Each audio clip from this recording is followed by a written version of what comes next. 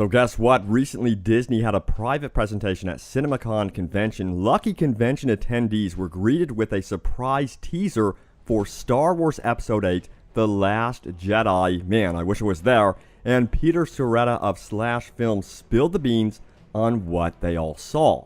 He goes on to say this, just saw a short glimpse of Star Wars The Last Jedi footage in a sizzle reel, Rey holding the lightsaber ignited and her moving the rocks. And Jermaine Lussier of Gizmodo also sat in on the tease and said this, in a huge sizzle reel, they showed 2 shots of Rey using the lightsaber. I'm buzzing, just 2 shots. You know, this is awesome news to hear that Rey is clearly underway with her training with Luke. We have only seen her use Force powers a few times before, but it seems like she used them in moments of distress and fear. The question is this, can she hone her skills to use them at any moment outside of her fear of the First Order and death itself? This is what Luke Skywalker will likely have to teach her to master her powers at any given time without the constraints of needing to be in battle. Of course, a lot of this is mirroring Empire Strikes Back when Luke was trained by Yoda, and it's a good way to pay respects to the previous films. Let's just hope that there's some new twists and turns here to keep the movie standing on its own, but from other leaks, it sounds like this movie is going to be a winner. And you may remember that Empire Strikes Back was one of the darker films in the original trilogy.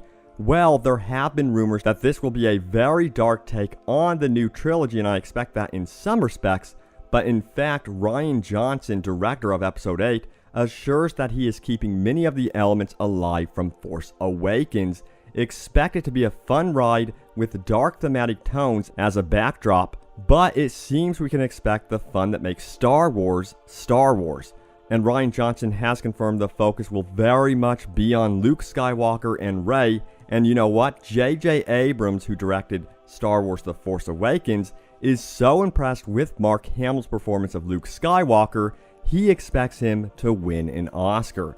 And previously, we also reported that Rey would likely be visited by past Jedi through these Jedi trees, and there's very good indication of this actually happening. I did an entire video about this one, which you can find in the description below, as well as an entire up-to-date playlist of all things Episode 8, The Last Jedi, so check out the description, and remember to subscribe to stay tuned for the Episode 8 trailer. We'll have it here on Star Wars HQ, and a full breakdown, and anything else. You know, we've got the Han Solo movie, and so much more. And now it's time to go over your top comments. Remember to leave a comment to this video, as it could end up in the next video, so look forward to that one. So Mitchell Whitmer goes on to say this, ideas for a Star Wars standalone movies, Undercover Jedi Rebel Agent, Bounty Hunter Heist, Clone Force 99, or just a clone movie period, Coruscant Murder Mystery, Imperial POV like Inferno Squad, Old Republic, Government Agency, think NCIS or 24, Rebel Resistance, Clone Pilots, Bell Organa Political Thriller, and he goes on to say, that's all I could think of before resorting to movies about single characters.